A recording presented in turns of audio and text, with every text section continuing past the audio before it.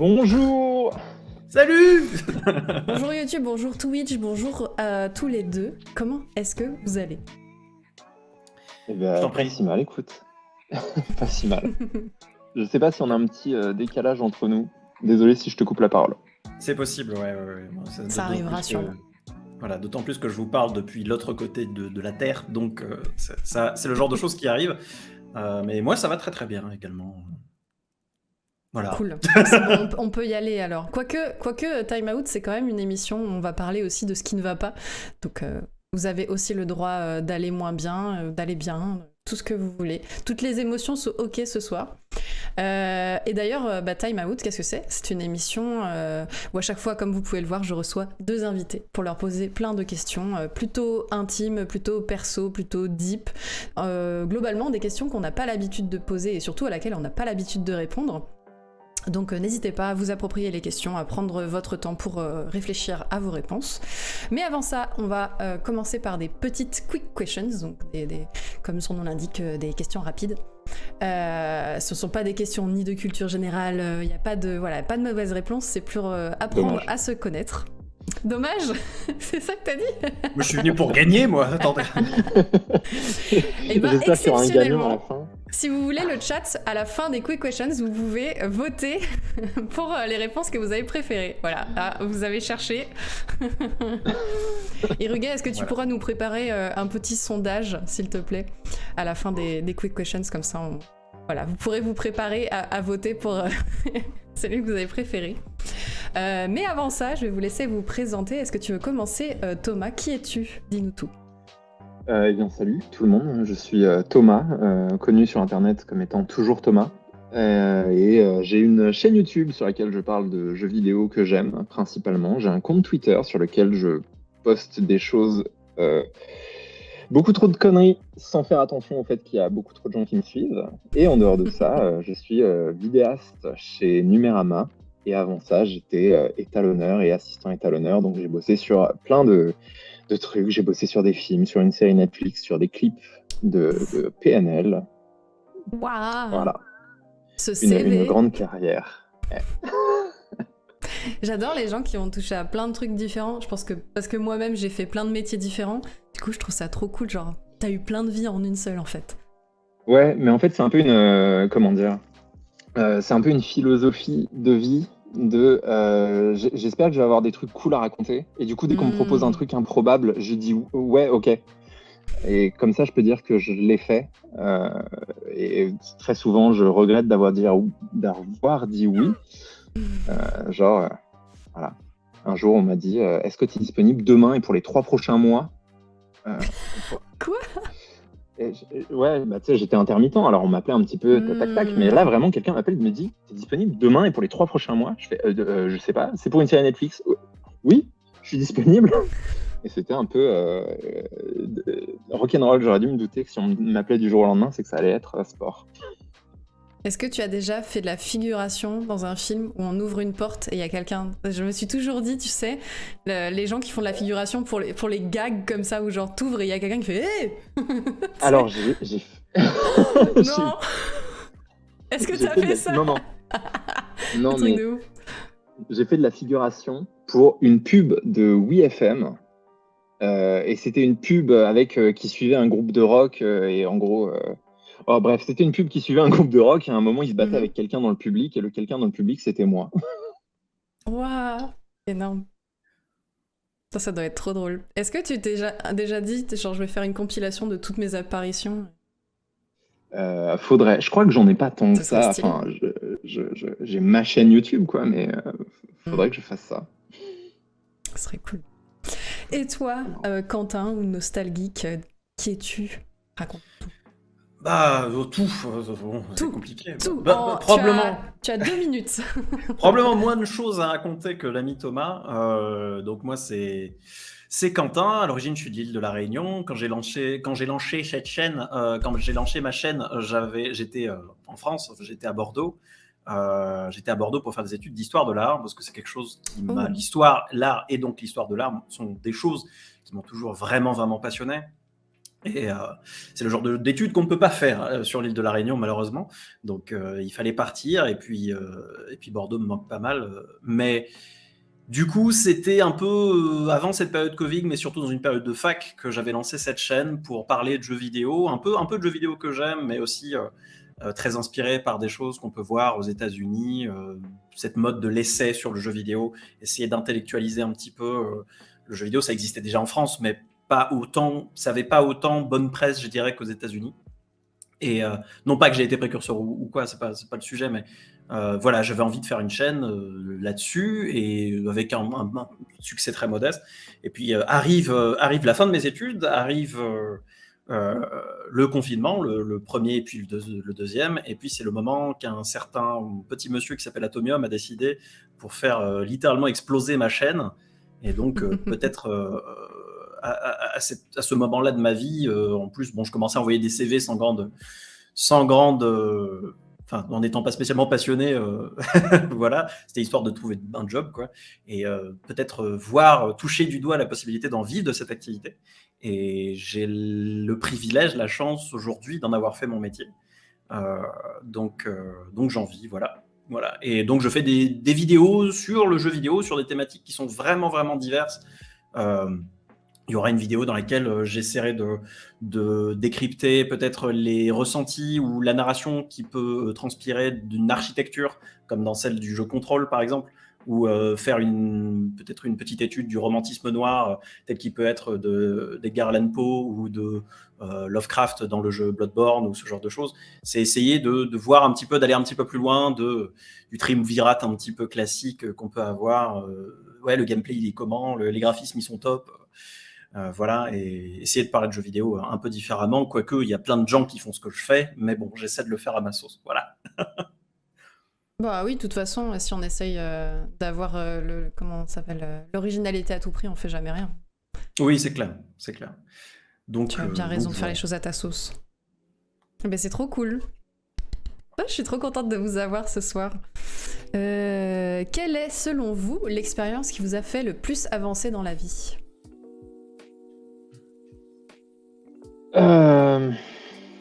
Avancer. Il va falloir définir avancer. Comme tu le sens, c'est un truc qui te vient. Moi, pour une fois, j'ai une réponse, donc je vais peut-être partir premier, ça te laissera le temps de réfléchir. Pour le coup, c'est trigger warning, on va parler de la mort d'une proche. Mais j'ai perdu... alors, je viens d'une famille pas nécessairement nombreuse, dans la mesure où il n'y a que mon frère et moi dans la fratrie, mais on a toujours eu beaucoup de cousines, mon frère et moi. Donc une famille vraiment non seulement soudée, et ça c'est une chance, un privilège de ouf, quoi. Avoir une famille avec une cousinade vraiment très grande, des parents qui s'entendent bien. Enfin, j'ai eu une enfance assez idyllique, en vrai. Et parmi toute cette armée de cousins-cousines, il y avait une personne dont j'étais extrêmement proche, avec qui on avait fait littéralement les 400 coups. Elle était un petit peu plus âgée que moi. Et elle m'avait appris énormément de choses sur la vie, en fait. Et c'était juste ma meilleure amie, ma sœur. Enfin, voilà, c'était quelqu'un dont j'étais très proche. Et quand j'avais quelque chose comme 12 ans, cette personne est décédée. Je ne vais pas rentrer dans les détails, bien entendu, mais quand on a... Enfin, j'ai envie de dire, quand on est très jeune, la mort, ça veut rien dire pour nous. Mais même quand on a 12 ans, ou 12, 13, 14, 15, même... avant de perdre ses grands-parents, ou avant de perdre, je sais pas, d'autres proches ou quoi que ce soit, c'est vrai que la mort, ça paraît, c'est quelque chose, on sait que c'est pas bien, c'est pas ouf, mais c'est quelque chose qui nous paraît très nébuleux, et c'est surtout des âges auxquels on a, enfin c'est très cliché ce que je dis, mais c'est vrai, on a l'impression que la vie, elle s'arrête pas, en fait. On a l'impression qu'on a une espèce d'autoroute devant nous, et que ça va continuer indéfiniment. Et je pense que ce que je disais tout à l'heure vis-à-vis du fait que j'aime pas regarder en arrière, c'est absolument lié à ça.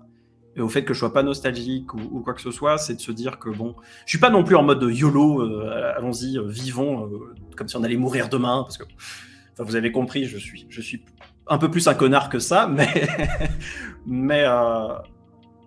c'est de se dire aussi, la vie ne tient qu'à un fil, et tout peut aller très très vite.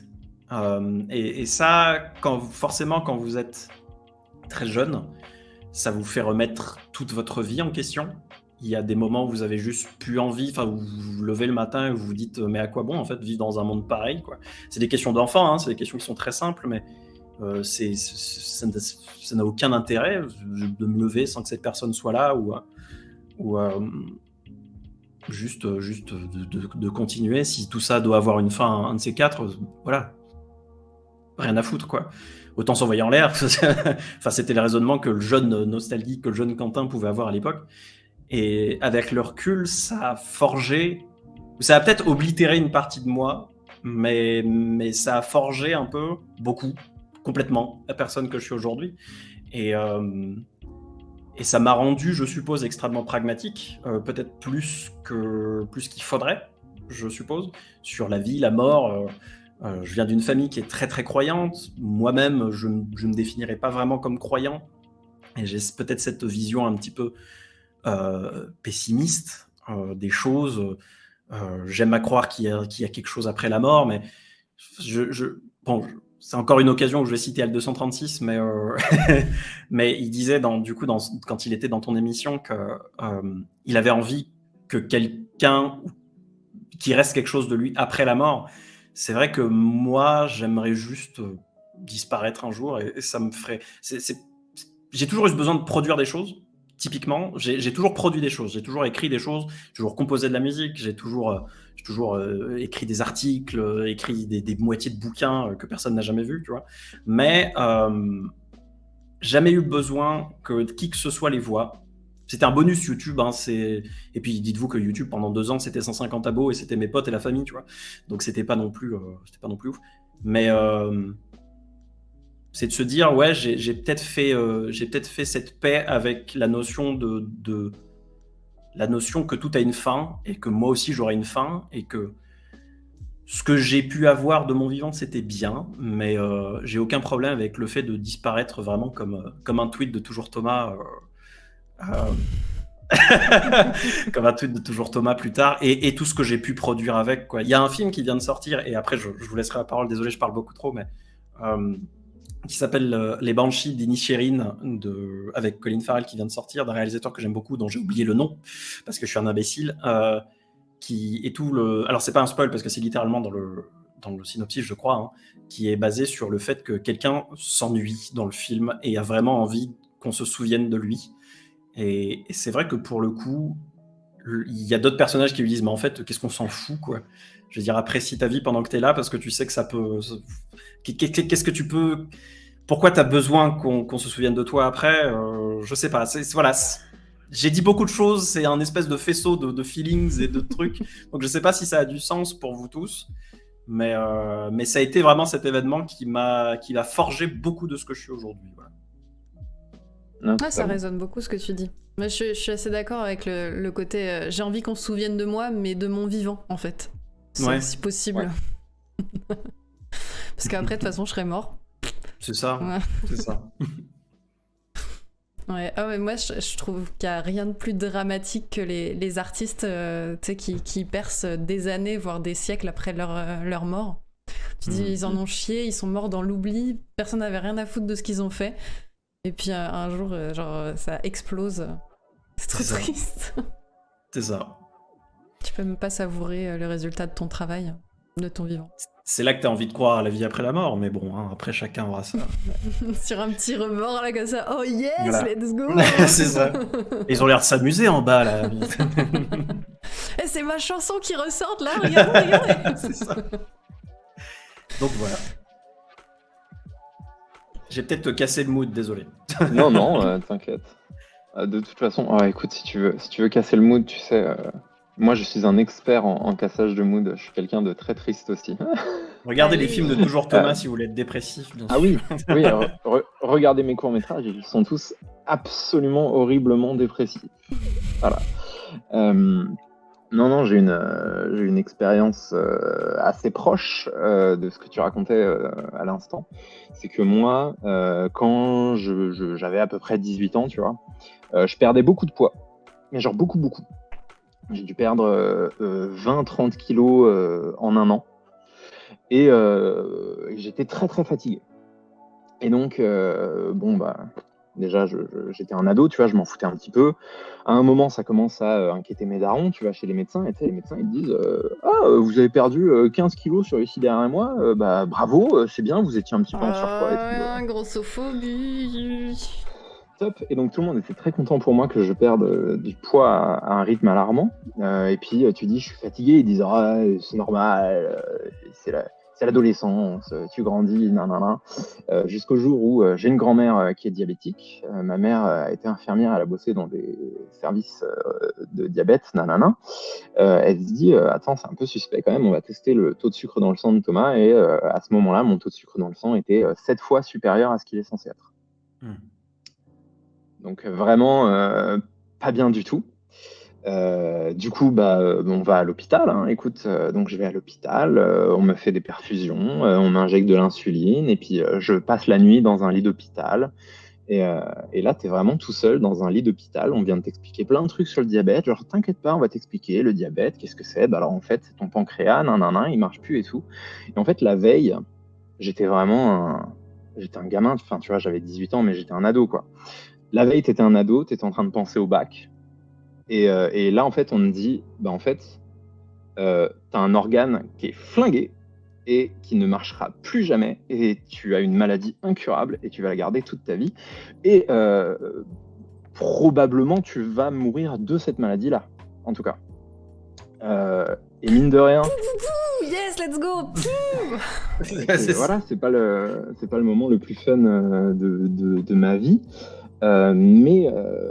Mais surtout, je crois qu'à ce moment-là, il y a eu une espèce de...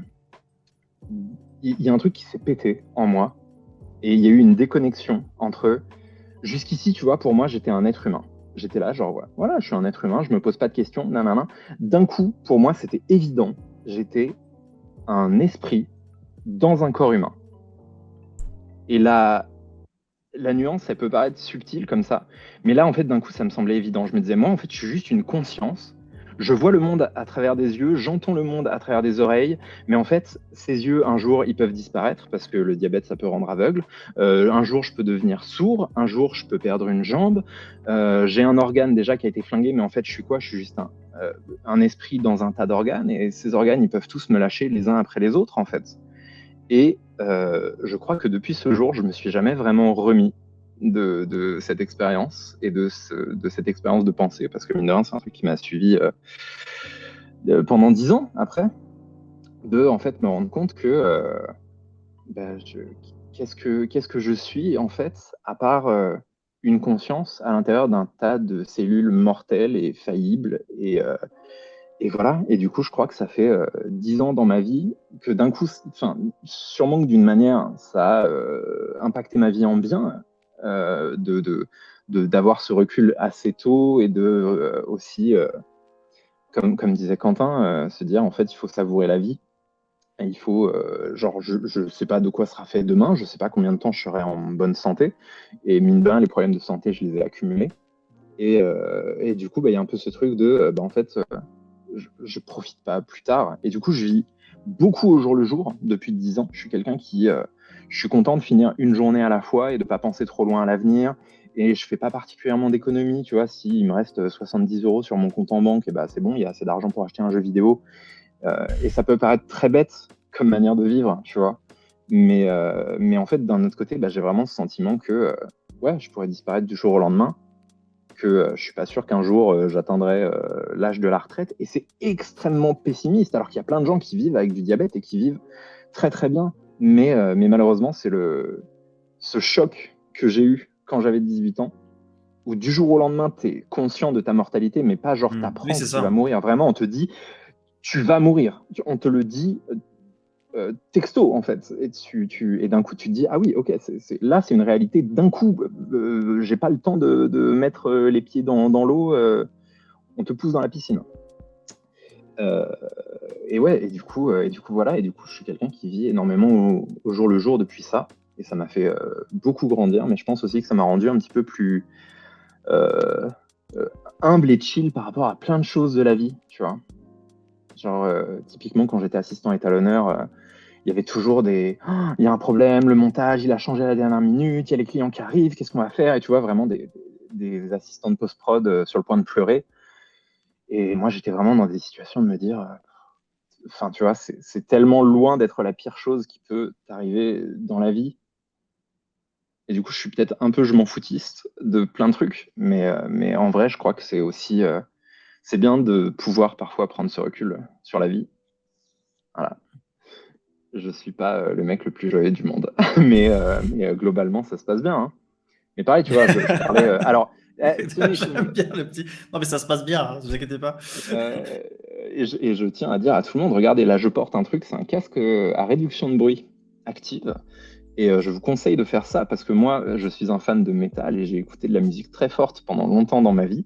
Et un jour, j'ai eu des acouphènes et maintenant, ça fait 2 ans et demi que mes oreilles sifflent en permanence. Et c'est fini. Quand tes oreilles sifflent, elles ne désiffleront plus jamais, tu vois. Tous les jours, toutes les nuits, tu essaies de t'endormir, ça siffle. Et en fait, une fois qu'un truc dans ton corps est cassé, bah, parfois c'est cassé pour toujours. Donc faites très attention à vous, faites très attention à votre santé autant que possible. Et voilà, et je dis Et pas vos du tout proches ça. aussi. Oui, et à la santé de vos proches. Moi, j'ai offert des casques à réduction de bruit à mes frères, à plein de gens autour de moi d'ailleurs. Et voilà, et donc bref, faites attention à vous, faites attention à votre santé.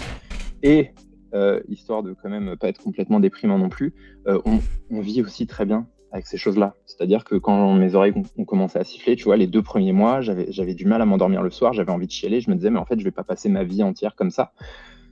On s'y habitue. Vraiment, on s'habitue à tout dans la vie. Et voilà, et maintenant, mes oreilles sifflent et 6 jours dans la semaine, j'y pense pas. Le 7e jour, je me dis, ah tiens, c'est vrai que j'ai des acouphènes.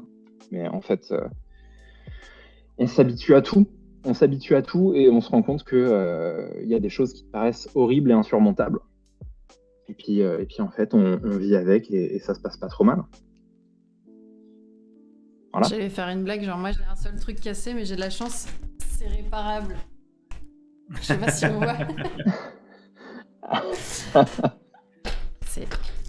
J'ai eu le péroné cassé. Voilà. Ah oui. Je suis en Un pleine accident phase de rééducation, de patin à roulettes. Accident de roller, ouais. Exactement. Ah oui. Ouais, Eh mais ben, bon courage. oui, du coup, la question c'était quelle est selon vous l'expérience qui vous a fait le plus avancer dans la vie? Et à l'inverse, quel est le truc qui vous empêche d'avancer?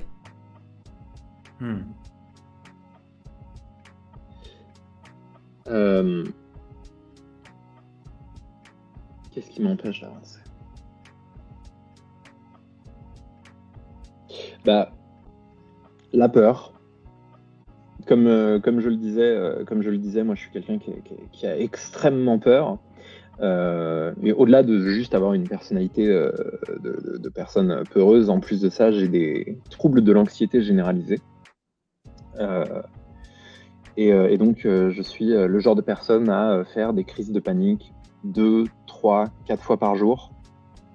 Pendant le premier confinement, typiquement, je pense que j'ai passé le premier confinement en crise de panique. Genre vraiment, j'étais à 2 doigts d'aller à l'hôpital psy tellement ça allait mal. Merde. Et avec le temps, ça va un petit peu mieux. Déjà parce que quand tu fais une crise de panique, ce qui se passe, c'est que la première fois que tu fais une crise de panique, tu es dans l'incompréhension totale, tu comprends pas ce qui est en train de se passer, tu as l'impression que ton cerveau est en train de se casser en deux. Et cette sensation de je comprends pas ce qui se passe, est-ce que je suis en train de mourir, ne fait que renforcer la crise de panique. Il se trouve qu'au bout d'un moment, tu fais assez de crise de panique pour te dire ok, je connais, this too shall pass, comme on dit. Et du coup, bah, tu fais une crise de panique et tu fais bon, là c'est très désagréable, mais bientôt ça va se terminer. Et du coup, bah, mine de rien, juste le fait de le savoir fait que les crises de panique s'arrêtent beaucoup plus vite. Il n'empêche que du coup, je suis quelqu'un qui a beaucoup organisé sa vie autour de ça, tu vois, autour des crises de panique.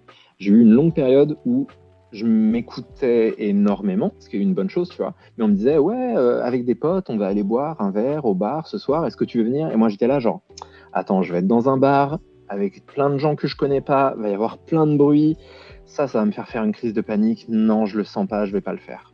Et du coup, j'ai eu une longue période comme ça où je m'écoutais énormément, mais le fait de m'écouter énormément voulait dire qu'en fait, je faisais plus rien. Je restais tout le temps chez moi. J'étais extrêmement enfermé, extrêmement coupé du monde parce que en fait tout fait peur et le tout était too much pour moi. Et c'est aussi mine de rien pour ça que je me suis acheté un casque anti-bruit. C'est pas que pour baisser le volume du métal, c'est aussi parce que genre prendre le métro, mais j'avais vraiment l'impression qu'on me foutait des coups de marteau dans le crâne. Euh, et, euh, et donc voilà, bref, et là où je voulais en venir, je me suis un petit peu perdu dans ma pensée à l'instant, mais en fait, je sais qu'aujourd'hui, j'essaye de me pousser un peu plus, comme je disais, d'être un peu un yes man et de genre, on me dit un truc, je vais dire, allez, allez, je le fais, c'est une expérience, je pourrais dire que je l'ai fait, vas-y, let's go. Mais je sais que si je m'écoute un peu trop longtemps, en fait, j'ai tendance à laisser la peur passer et à me dire non, non, j'ai trop peur du changement, j'ai trop peur des choses nouvelles, je vais pas le faire. Voilà. C'est trop cool. Mais, C'est une chouette philosophie. Ouais, mais je continue à être un peu heureux et je continue à faire des crises de panique pour n'importe quoi. Hein. C'est normal d'avoir peur, je pense que c'est déjà... Ouais. Enfin, c'est déjà hyper bien en fait de l'analyser, de savoir pourquoi et de le comprendre. Et c'est entre autres pour ça que j'ai voulu adopter un chien. Parce que du coup, en plus de ça, à l'époque, j'étais intermittent, donc je restais très souvent chez moi.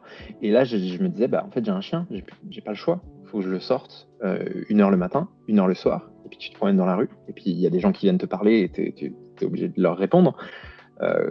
Quand tu as un chien, en fait, tu as l'impression d'exister. Non, mais quand tu as un chien, tu as l'impression d'exister dans l'espace.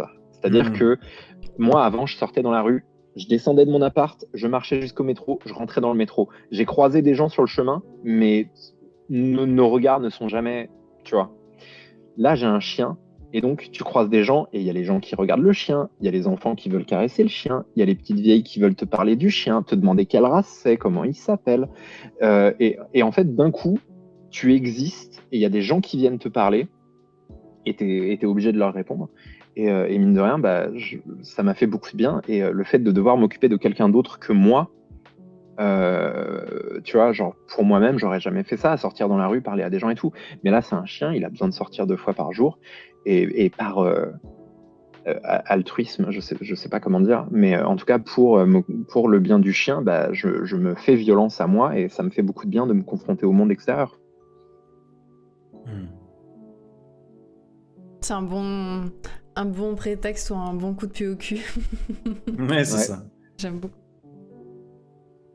Si j'avais à répondre, c'est quelque chose qui est assez... c'est marrant parce que je découvre ce soir, parce que bon, Thomas, on parle de boulot concrètement. Enfin, c'est pas son boulot, c'est le mien, mais je veux dire, c'est un boulot aussi pour Thomas, j'imagine. Mais on a beaucoup de points communs. Après, clairement, moi, c'est peut-être moins dramatique que Thomas, dans le sens où pour tout ce qui dit dépression, crise de panique, etc., j'ai toujours été...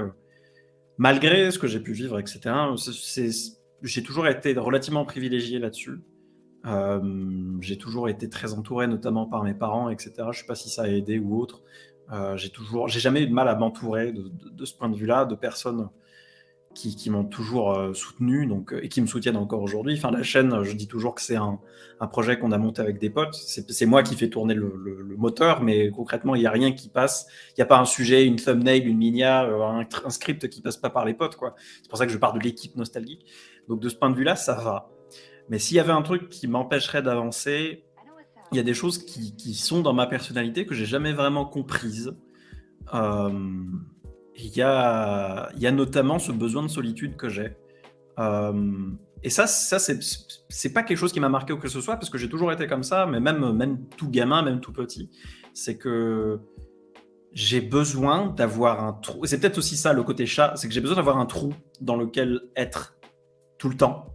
Et j'ai besoin que ce trou soit mon espace à moi et que personne n'y entre. Et je m'explique pas ça parce que je suis pas spécialement quelqu'un d'asocial. J'ai aucun problème à sortir, rencontrer des gens. Je suis même quelqu'un d'assez extraverti en fait dans la vie de tous les jours. C'est juste que je vais être extraverti une nuit et après, mais ça c'est la plupart des gens, je pense. C'est pas exceptionnel ou quoi que ce soit, mais je vais être extraverti une nuit puis après je vais avoir besoin de 2 semaines de repos social, tu vois. Et je vais avoir besoin sincèrement que personne ne me parle. Et je peux vite devenir très très chiant de ce point de vue-là. Et c'est déjà le cas, parce que la première fois où j'ai eu des devoirs à l'école, mes parents voulaient m'aider et je me souviens pas, mais eux ne manquent jamais d'occasion de me le rappeler. Je leur avais dit non, je me démerde tout seul. Je n'avais pas dit ça comme ça, mais voilà. Et ça a toujours été comme ça. Et le studio que j'ai la chance d'avoir autour de moi maintenant, dans lequel je peux faire ce magnifique métier de vidéaste, il a été conçu, il est littéralement sous une maison. Et je pense pas que ça soit anodin, c'est que c'est une cave. J'ai besoin d'être dans ma cave, climatisée, avec tout le confort possible, mais j'existe là-dedans et qu'on ne vienne pas me faire chier, quoi. Et ça a pu poser problème dans ma vie, beaucoup, tout particulièrement dans le cadre d'une relation, bien entendu. Il y avait un moment où je me hais toujours pour ça, mais pendant le confinement où j'avais littéralement foutu... Bon, à ma décharge, c'était dans un tout petit studio bordelais, mais au bout d'une semaine où j'avais littéralement foutu ma copine de l'époque dehors, parce que j'en pouvais plus, voilà. Et c'est horrible, et je me hais d'avoir fait ça, mais sur le moment, je n'en pouvais plus, j'avais besoin d'un espace. Je me souviens avoir fermé la porte et d'être un peu... Ah, je suis seul, quoi. Et je me déteste pour ça, mais c'est quelque chose qui m'a... Ouais, c'est quelque chose qui m'a toujours freiné dans la vie, pas nécessairement dans le domaine du boulot, parce que c'est un métier que je fais où en fait, le temps que tu passes devant ton écran est quand même récompensé, la plupart du temps. Je pense que ça a joué aussi, hein, peut-être cette obsession pour le fait d'être tout seul et de rester devant son écran, de filmer des jeux vidéo ou autre. Ça a fait plus de temps pour bosser sur les... Enfin, ça a peut-être bénéficié d'une certaine manière à mon boulot sur la chaîne, mais à côté de ça, c'est vrai que ça a toujours été un côté de ma vie où je me suis fait peut-être détester par certaines personnes, où j'ai pas été là quand j'aurais pu être là, où j'ai été juste une ordure, voilà. Mais bon, c'est... Voilà, je pense que ça, en fait, si je me demande les choses qu'il y a potentiellement à corriger chez moi ou les secteurs dans lesquels je pourrais faire plus d'efforts, ça serait probablement ça, ouais. Après, est-ce que ça a impacté d'autres secteurs de ma vie ? Je pense pas. Je suis quelqu'un qui aime en fait enfin, c'est parallèle, c'est analogue au fait que j'aime être dans ma zone de confort, mais c'est pas nécessairement le cas dans tous les domaines, donc ça va. Mais c'est aussi analogue en fait dans les relations. J'aime beaucoup aussi être dans une zone de confort. Je suis quelqu'un de très pantouflard, et ça peut aussi vite envoyer une relation dans le mur, très très vite, surtout quand on est à ce point pantouflard comme moi. Donc voilà, c'est une question. Ouais, j'imagine qu'en fait tout ça c'est une question de zone de confort, quoi, et de vouloir préserver cette zone de confort à tout prix et d'avoir peur qu'elle s'étiole et peut-être juste ça part d'une peur du changement comme Thomas, quoi. J'aurais pas à l'expliquer mieux, mais voilà.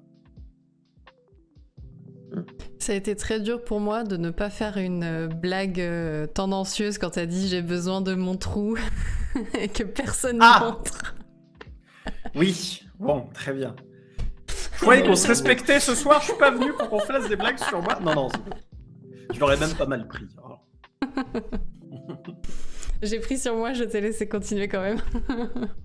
Je te remercie.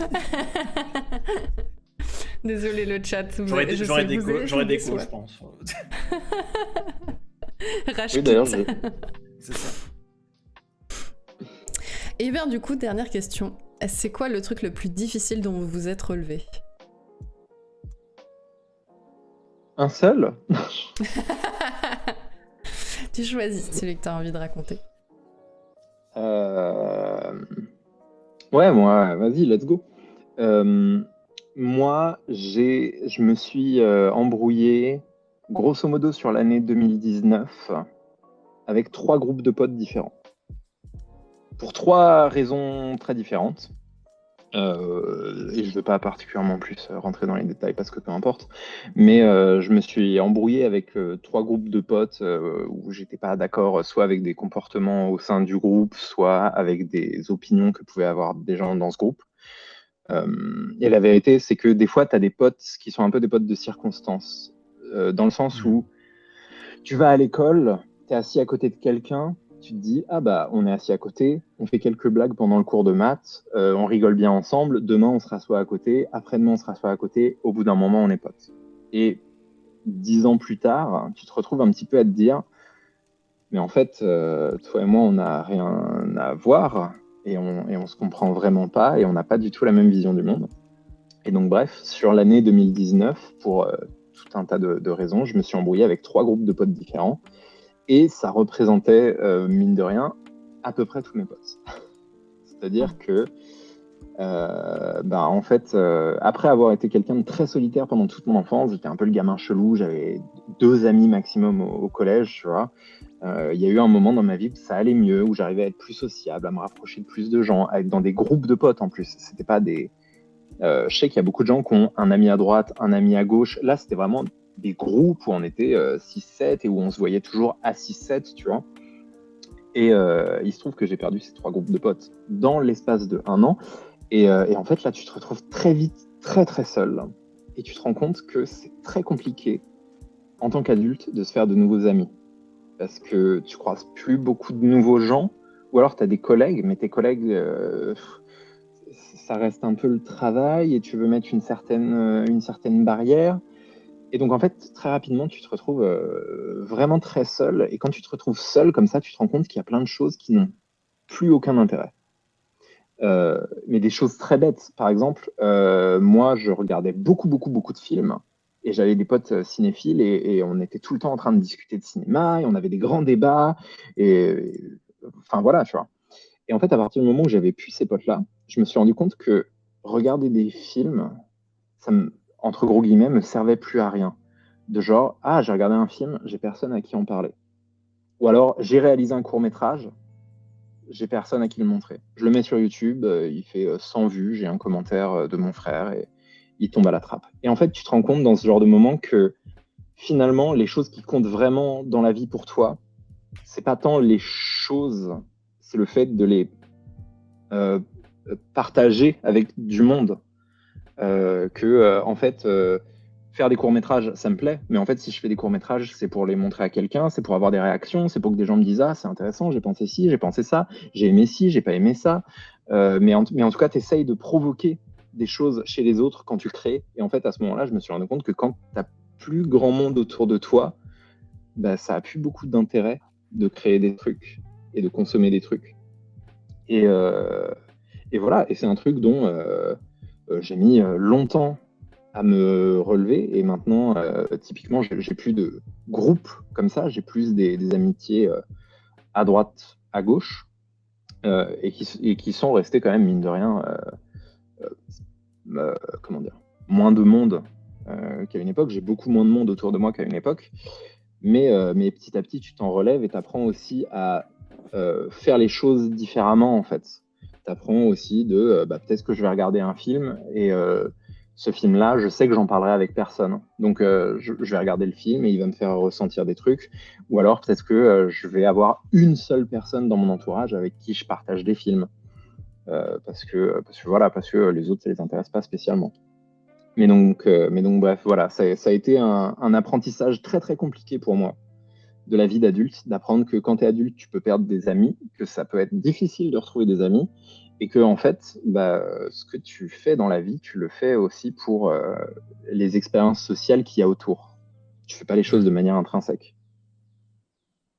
Voilà. Je finis toujours par voilà pour mettre fin au silence. Genre, réagissez, me laissez pas dans mon. C'était juste avant le Covid. Juste avant ou pendant le Covid? Pendant le Covid, c'était pendant le Covid, donc c'était pire encore. J'avais jamais eu une partenaire, ou une partenaire, mais en l'occurrence une partenaire, qui avait fait je ne saurais pas mettre de mots dessus, je ne sais pas si on peut parler de dépression, si on peut parler de crise de panique ou autre. Bon bref, elle a été internée en hôpital psychiatrique pendant un moment. Et c'est quelqu'un qui n'avait pas forcément beaucoup d'amis. On était dans une situation de Covid, donc c'était difficile de se déplacer. Ça rajoutait peut-être à la chose. Et du coup, c'était la première fois que j'ai dû m'occuper d'une personne dans cette situation-là. Et moi, je suis quelqu'un qui, du point de vue mental, du point de vue moral, etc., je suis quelqu'un qui suis très stable, on va dire. Encore une fois, c'est une chance. Et j'adore mettre de l'ordre dans mon cerveau, on va dire. Mais c'est vrai que on se rend pas compte. On parlait de choses dont on se rend pas compte de la chose qu'on a, d'avoir des choses tout à l'heure. Et sur le mental, je pense que ça compte aussi parce que s'occuper d'une personne comme ça, et même l'acte d'aller quotidiennement à l'hosto, et tu vois, c'est très difficile pour quelqu'un qui ne connaît pas. Enfin, je fais genre c'est moi la victime, alors que pas du tout. Je m'occupais d'une personne. Mais d'entrer dans ce genre d'institution, et tu vois de tes yeux les choses qui ont été mises en place, les SAS, les systèmes de sécurité, les barrières, tout l'attirail médical, les chambres qui sont verrouillées, on te laisse pas les clés, on te laisse pas les câbles, on te laisse surtout pas des écouteurs par exemple, parce qu'il y a des patients qui pourraient faire des choses très graves avec. Enfin, tu prends une claque mais monumentale. Et ça a été une expérience dont je m'estime grandi, de vraiment m'occuper de cette personne. Et bon, comment dire, je sais pas si elle... Je sais pas comment le formuler. Je sais pas ce qu'elle en a retiré, dans la mesure où, bon, je sais même pas si elle s'en souvient, en fait, parce que l'esprit humain a tendance à fonctionner comme ça, visiblement. Mais en tout cas, c'était très très dur, excessivement dur pour moi de m'en remettre après coup.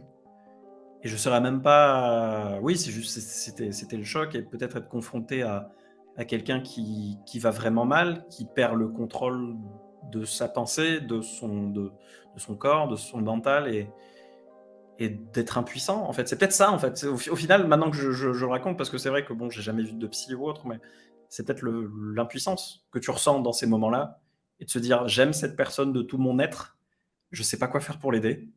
Et ouais, c'était difficile. Voilà. Bon, je vais pas m'étendre sur le sujet, parce que c'est pas évident, mais Tu m'étonnes. et voilà. Mais je sais que c'est très compliqué, étant un peu de l'autre côté de la pièce. Je sais que moi, j'ai extrêmement peur d'être une charge pour les gens, tu vois. Je sais que j'ai extrêmement peur d'être déprimant, d'être difficile à vivre, juste voilà, parce que, comme je disais, hein, je suis quelqu'un qui a plein de problèmes. Et en fait, je suis parfaitement conscient que tous ces problèmes, ils peuvent peser très lourd sur quelqu'un d'autre. Et du coup, en fait, tu as peur d'être une charge, tu as peur d'être un poids, tu as peur de déprimer les gens autour de toi, tu as peur, tu as potentiellement un peu honte aussi de ça. C'est quelque chose qui peut être très très compliqué. Et aujourd'hui encore, je sais qu'il y a plein de gens dans mon entourage qui me disent mais non, mais t'es pas une charge, t'es pas un poids, t'es pas un problème, tu vois.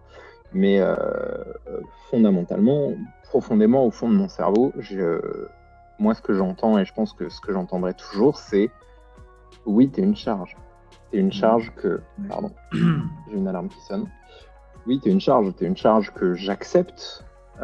J'accepte de m'occuper de toi, entre gros guillemets, mais t'es une charge quand même, et c'est épuisant, et des fois tu fais 3 crises de panique dans la même journée, et des fois t'es extrêmement dépressif, et c'est difficile de te parler, et c'est difficile de te voir, et ouais, en fait, tu as l'impression de porter ça avec toi, et qu'il y a des gens qui acceptent de vivre avec, mais que quoi qu'il se passe, je me sens comme un trou noir. Je me sens comme un trou noir, et j'ai l'impression d'aspirer le bonheur et l'énergie des gens autour de moi qui ont la gentillesse de s'occuper de moi, alors que ça changera jamais rien. Vous me donnez votre énergie, vous me donnez votre attention, mais demain, j'irai toujours aussi mal, tu vois. Ouais, mais je veux dire... Ouais, vas-y. C'est une position qui est compliquée. Enfin, non, mais c'est une position dans laquelle moi, je suis compliqué. Si en face, t'as une personne qui a de l'affection pour toi, je pense pas que la personne... Enfin, je sais que toi, tu le considères que, mais il n'y a aucun regret en face, tu vois. Il y a aucun... Enfin, moi, j'ai aucun regret, bien entendu. C'est juste que je m'en... Alors que... Enfin, c'est pas une période facile, mais j'ai aucun regret, clairement. Oui, bien sûr. Mais en plus de ça, alors que en face... Enfin, tu vois, moi, je sais très bien que ça me pose aucun problème. J'ai des amis qui ont divers problèmes. Juste, t'inquiète, c'est bon, je te promets, tu me déranges pas. Hein. Je connais en fait les gens qui disent oh là là, je suis vraiment désolé d'être comme ça, je suis vraiment désolé de faire ça. Et où t'inquiète, c'est bon. Genre moi, ça me pose aucun problème. Par contre, moi, c'est différent. Moi, je pose problème. Les autres, ils posent pas de problème, mais moi, Ouais. c'est différent. Sur ce, voilà, le On mot peut de la finir fin sur aussi. un Jouer Aouh jouer à Outer Wilds aussi. Jouer à Outer Oui. Wilds. Carrément. Des gros bisous. Passez Des une gros excellente bisous. soirée ou une excellente nuit si Ciao. vous allez dormir, ce qui est mon cas, parce que Bye je bye. suis une couche tôt. Pas loin. Oui. Bye bye.